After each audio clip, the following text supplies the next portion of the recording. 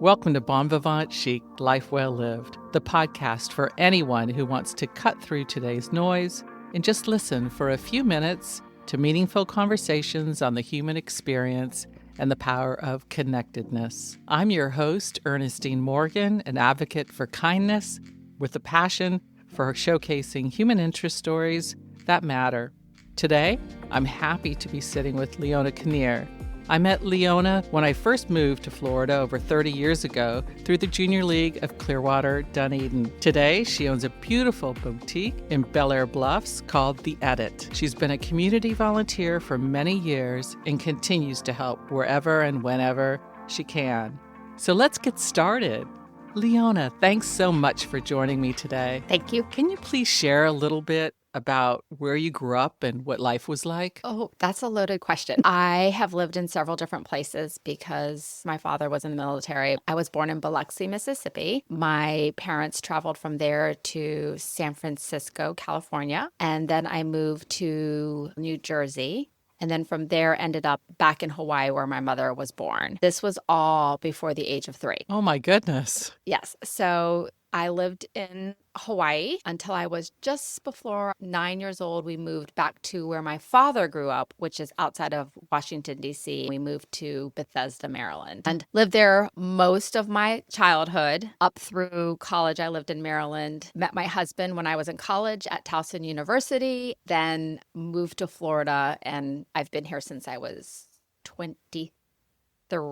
I'm now 57, going on 58. How did you end up here? Met my husband in college. I met him my sophomore year. After I graduated, we moved to Ridgewood, New Jersey, where he worked for Citigroup. He was in the mortgage business. He got an opportunity to move to Tampa, Florida, which is where his sister had been living. So we moved here, and that was the rest of our life until now. What do you love about living in the Clearwater, Tampa Bay area? To be honest, it took me a while to be adjusted to Florida living. 35 years ago, Florida or the Tampa area was definitely a different environment. It was different from what I was used to in regards to a metropolitan area living outside of Washington, D.C. So it took me a while. Plus, I was away from my friends that I grew up with. That was a little bit of a heartache. My husband traveled a lot in the beginning with his job. But once I grew to love the beauty, and really what was the change was having my children and getting more involved in the community, and specifically the Clearwater Bel Air community, and raising my kids. And it's a beautiful area. There's nothing not to like about the environment here. And I really do love this community. Sometimes it can be too close, but it's a very close, tight-knit community. I feel like it's almost just where I've now grown up in regards to my adult life. Yeah. Let's go back to when you were a child. You traveled a lot as a kid. What are some of your fondest memories? Some of my fondest memories when I was young would probably be just my family. My mom was born and raised in Hawaii, and so her entire family lived in Hawaii on the island of Oahu. She comes from a very large family of 7 children. Her father, my grandfather, was born in Maui, and he comes from a family of 13. You can imagine we have a very extensive family there. I would say my fondest memories were the family gatherings. I was just telling a friend the other day because I made these Korean short ribs, something we always had growing up, and we would have these gatherings at the beaches and cook them on hibachis. And all my cousins, my grandparents had 13 grandchildren. So you can imagine it was built-in playgroup. So that's for sure one of my best memories in my younger years growing up in the DC area. My fondest memories are always with my friends. My parents got divorced when we lived in Maryland and had a struggling relationship. I hate to say that's not necessarily my fondest memories. That's why I leaned so much on my friends, because I was an only child. I still talk to my elementary, junior high school, college friends today. Those are my fondest memories with them. Yeah, that's great. I'm an only child too. Can totally relate how your friends really become family and so close. I even today still stay connected with friends from junior high and high school. It's like their family. Yeah, absolutely. You lean on them as opposed to maybe your siblings. Who had the biggest influence on you when you were young? Back when I was younger, I probably wouldn't admit this, but I would definitely say my mom. She is a very strong woman. When I was young, I loved my mom so much. She had me when she was 21. She was very active because she was a young mom. She used to take me to the beach and we'd go body surfing. She was always active and keeping me involved with things, just very affectionate, physically, emotionally, always gave me big hugs. I would say she made me strong. I admire her because she made me do things on my own and encouraged me that I could do it and guided me in so many great ways. I would say my husband is one of my role models. After being married 35 years, we have had many serious ups and downs, and that's just natural in life.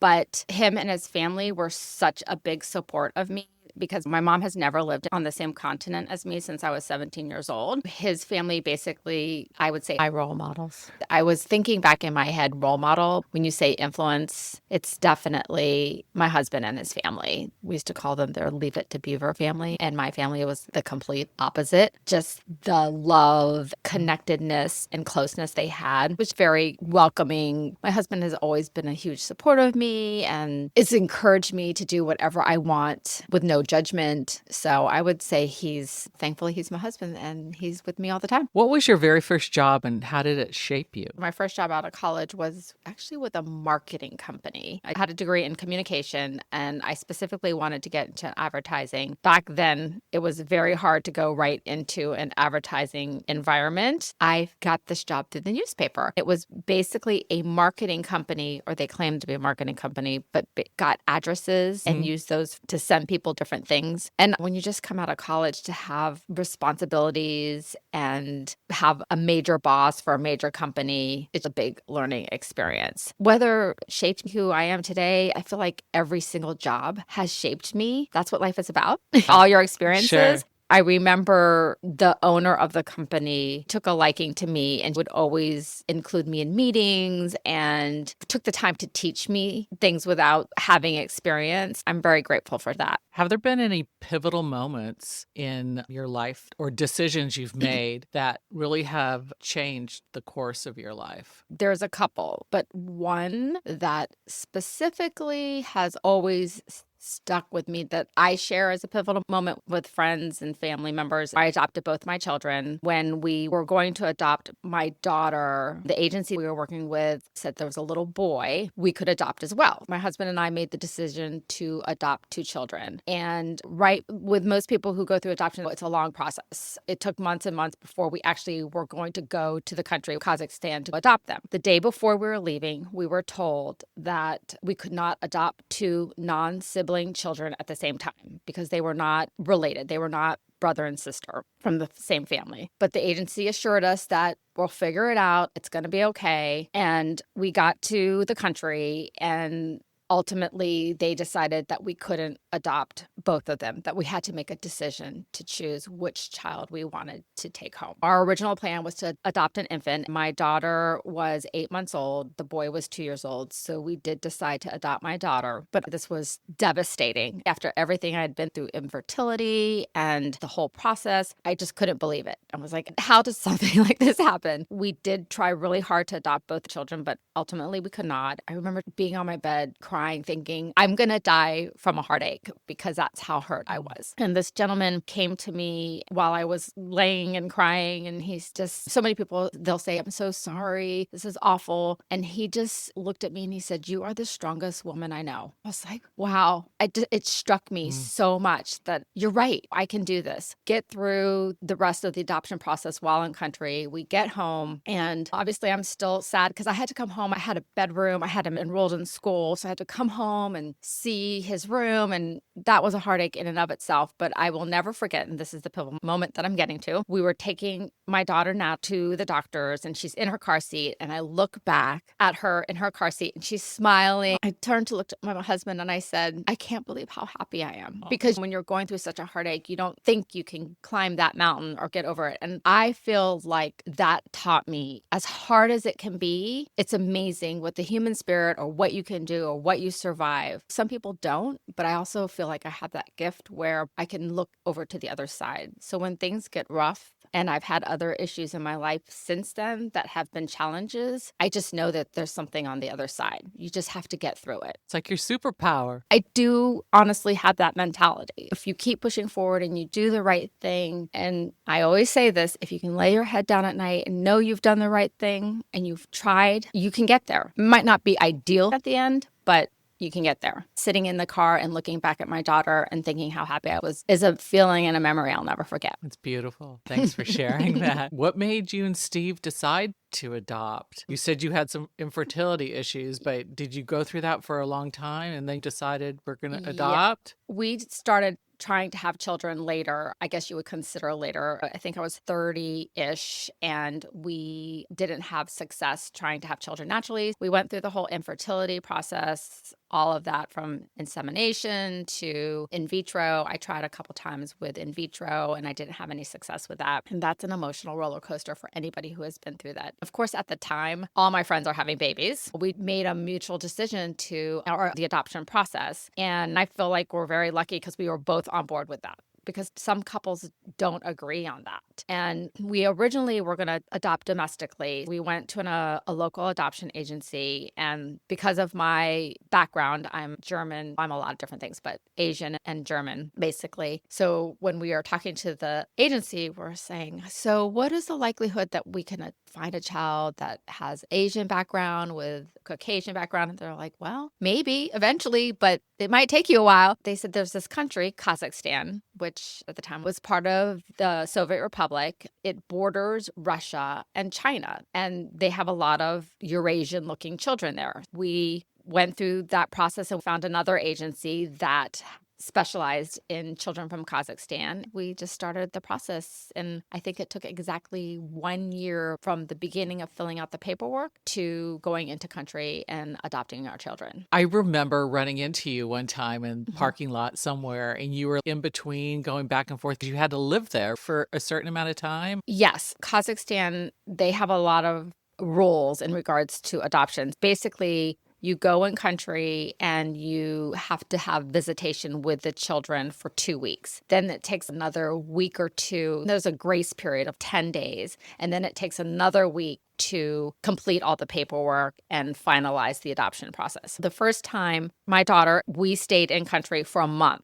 Luckily, we only had a dog at home at the time, so it was hard to leave him because he was our child at the time. We stayed in country for a month for her. After my experience with not being able to adopt 2 children, I swore off the country and said, I'm never adopting from that country again. Lo and behold, a year later, we decided to adopt another child. I would call that a blessing because I wouldn't have my Ryan. The world works in mysterious ways, because if I brought home 2 children, it would have been life-changing. We went through the same process, but with a different agency. When we went back the second time for Ryan, my husband and I decided to come home in between that grace period because we had our daughter at home. And my husband was actually going to go back with his father to go get Ryan for the remaining part of finishing out the paperwork and finalizing the adoption. So that's probably where I ran into you. I was in between getting him. We had decided to come home, but he went back. And he ended up going by himself. Unfortunately, his father went through some heart surgery. He ended up having heart issues in that time period. And it was a disappointment because my husband was very close to his dad and was really looking forward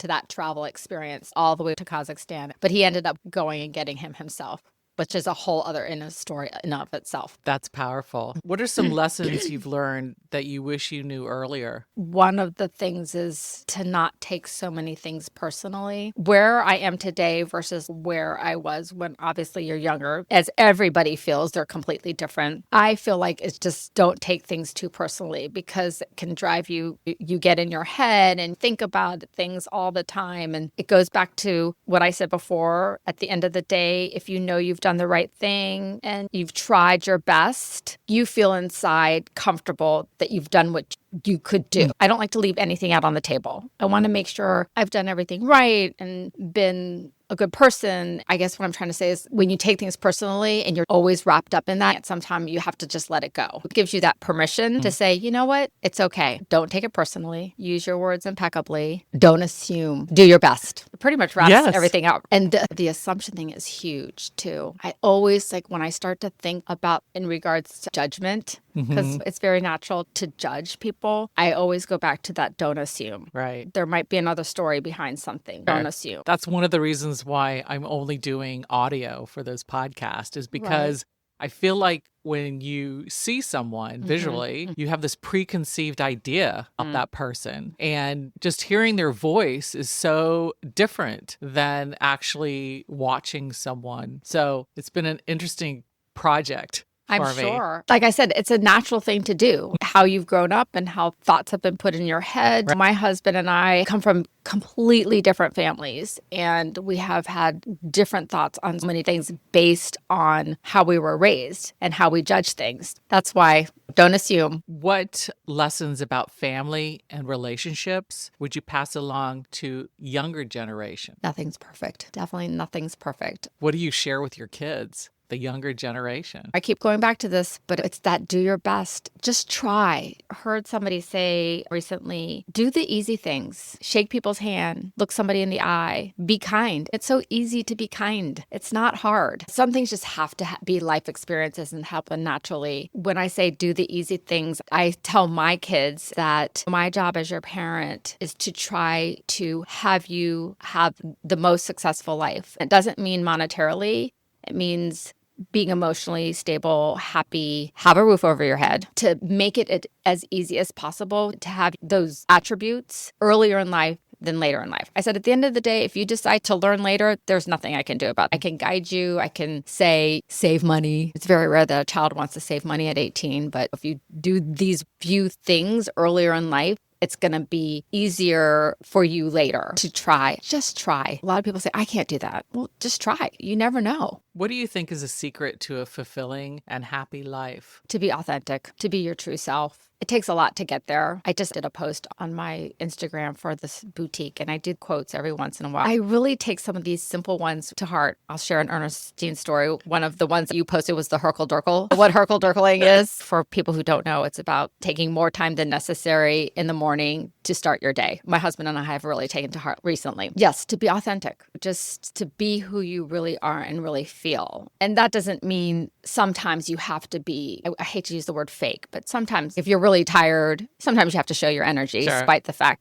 that you're really tired. But just to be truthful, you can lay your head down at night and know you were truthful, you were good. And it's just such an inner peace to have that. Because people know when they're tormenting about something, whether they forgot to call somebody or didn't follow through on something, that turns in your head a lot. If you know you've done your best and you can accept that, I think that there's a lot of peace that comes with that. You mentioned the boutique. How did you come up with the name? I had seen a boutique in New York many years ago, and it was called Edit, and it always stuck with me.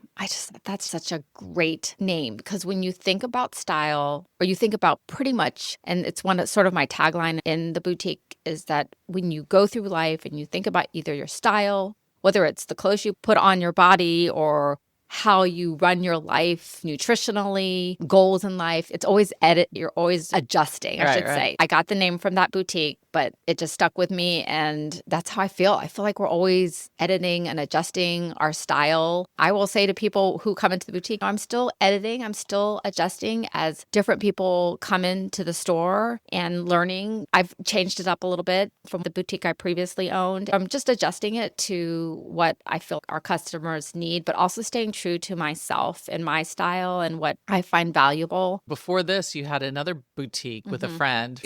I had For the Love of boutique for 14 years. 14 years. Yes, we were very blessed to stay in the community. We weathered a lot of storms between COVID and recently the hurricane that just happened, having to close the boutique. But yeah, 14 years. I learned a lot. When that closed, I wanted to figure out what I wanted to do next. My husband said, why don't you just take a break, retire? And I thought maybe, and as everybody knows in our area, we just had Hurricane Helene and Milton. My home personally got flooded. So I was very busy with that. Plus having a boutique and running that, I thought, yeah, that would be nice. Maybe to do nothing for a little bit. But I'm definitely not the kind of person to do nothing. I didn't work for 3 years of my life. and I was pretty miserable. I had to find something to do. So I've evolved into different jobs and ultimately had For the Love of. I decided that I have so much experience and knowledge that I'm going to continue on this path for now. So we shall see. That's wonderful. What keeps you inspired and motivated today? To be honest, I just don't like to stop. I'm motivated for a challenge. It's not like I need success, but I like a project that keeps my mind going and keeps me busy. As my husband likes to say, you never sit down. I can't even sit down to watch a movie or a TV show, honestly. I always have to be doing something. I love the people who I work with. The team at the Edit are amazing. I have amazing support. They keep me motivated. The challenge of something new inspires me. Yeah, I would say that. I've been in philanthropy for over 25 years, and I think you're the queen of philanthropy. You've done an I amazing don't know job. about that. Yes, you but are. and we do live in an extraordinary community, and everyone has a different thought about philanthropy. Philanthropy means something different to everyone. So tell us, what does philanthropy mean to you? Philanthropy means to provide, whether it's you're physically doing something, monetarily doing something, emotionally providing something. And it doesn't have to be for an organization. It can be for people, for a friend. Just providing something that they might not have or need support with. I feel like this town has more philanthropy opportunities and giving opportunities per square mile, which is what, 3-mile circle radius, than any other community, I think, in this country. When I talk to my friends up north, they're like, wait, what are you doing again? What's that? So you're going to another event, or what are you working on? Like, yes. Yes, I've heard that a few times of late, the last couple of months while I've been working on this podcast. It is this community. That's a big teaching thing to me, is the amount of giving and from the heart outpouring of this community. I'll give you an example. When we were going through the hurricane, your head's just spinning because you're displaced and you don't know which way is up. It taught me to really sympathize for people who've been through hurricanes, like the latest flooding in Texas. You feel bad, you sympathize, but there's nothing like experiencing yourself. You have a real idea of the emotions.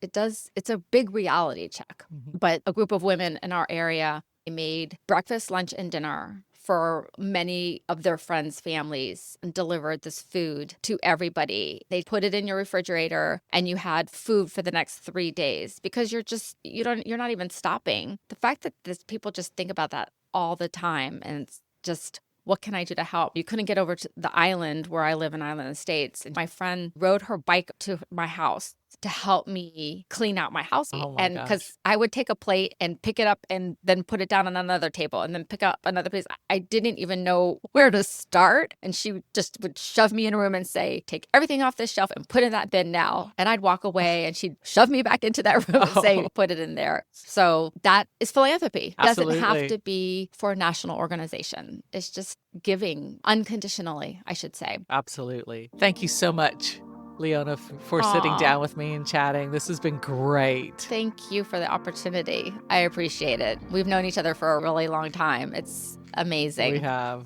You're doing a good thing. Thank you. Thank you. Thanks for listening to Bon Vivant Chic, Life Well Lived. I hope you'll tune in for more meaningful stories on the human experience and share with family and friends.